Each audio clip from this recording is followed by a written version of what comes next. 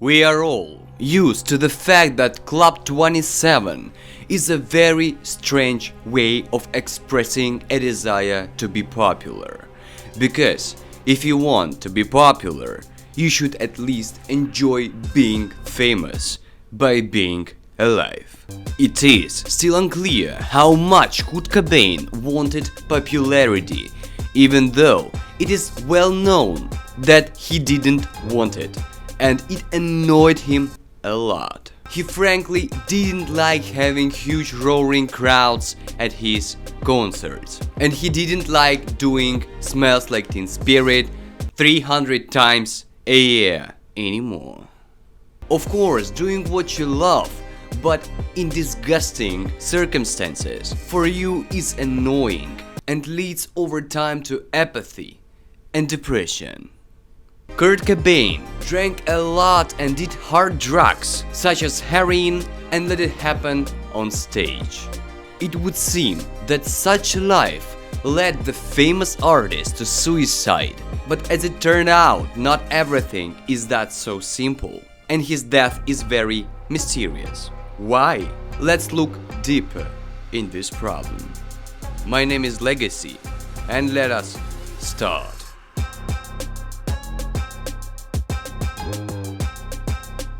Cobain's biographers declare that he was 14 years old in 1981. Kurt told his friends that he would become a successful musician. Beginning in 1986, he began taking drugs and became addicted to them, never breaking away from his rise to the top of the charts.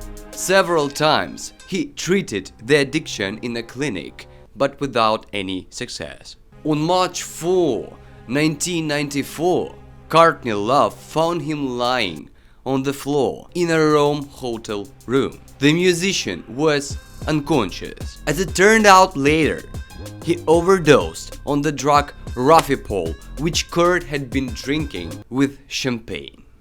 He assured everyone that he simply made a mistake with the dose, but some people considered it to be the first attempt to end his life.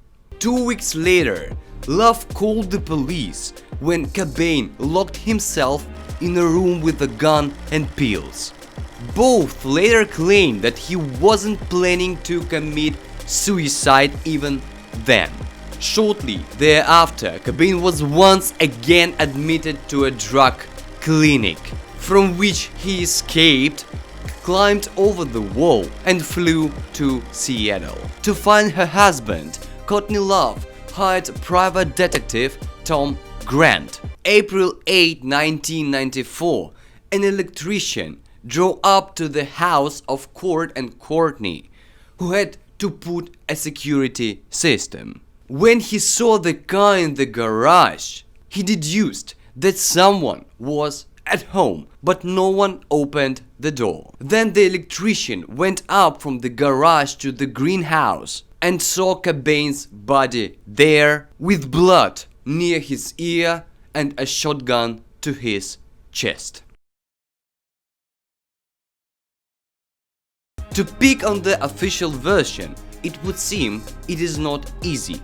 However, there is a reason to believe that the last lines of the note were written by someone else. They were samples of handwriting found in Courtney Love's belongings that matched them. But the main thing is that everyone close to the couple knew that Cobain and Love fought often and even thought about divorce.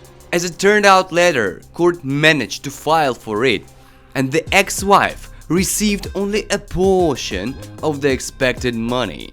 All this led to the unofficial version: murder. The suicide theory is supported by Kurt Cobain's mother, who believes that he had been preparing for it for a long time. Both of his uncles committed suicide, and the musician himself was diagnosed with bipolar affective disorder, one of the effects of which can be suicidal moods. Courtney Love's father, on the other hand, thinks that she might have been involved in this story, but he doesn't have enough evidence to prove it. In short, the end of the story is not yet in sight. Maybe with time we'll find out what really happened to the leader of the popular band Nirvana. For now, let's think purely logically. What could it be?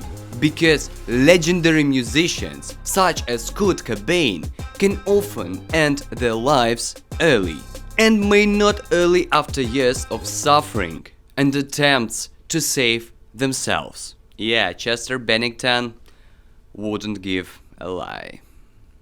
For fans, musicians have everything for a beautiful and long life. They have attention, beautiful and loving wives, fans and the love of the people. They have money, connections and so many opportunities. But as we can already understand, there is another side of life, the dark side, which unfortunately is a part of being, and you have to put with it or try to reduce the influence. Musicians have fans and there are haters, of course. They regularly receive threats, bad words, insults and things that would make an ordinary person feel terribly depressed. Many musicians depend on their labels and often feel caged, but regularly in debt and frankly not knowing how to get out of debt. From the fact that everything material has been accomplished often at an early age, musicians begin to decorate their lives in a bad way with copious amounts of alcohol and hard drugs. From fatigue, stress and lack of a private life, which is always on display, popular musicians lose their minds, lose control over themselves, and this turns into psychological disorders, and even the strongest psychologists in the world are not able to help them. That is why it is so important to have stable life principles, to have a strong character, to be a decent person, and to follow the traditional family principles of normal people. Do sports, read actively and spend time outdoors, just enjoying nature. Making time for family, having a nice and proper holiday, having a nice and proper rest, bringing life into balance. This may sound very boring because it's probably fun to spend your money on drinking and spend it on whores, booze and entertainment.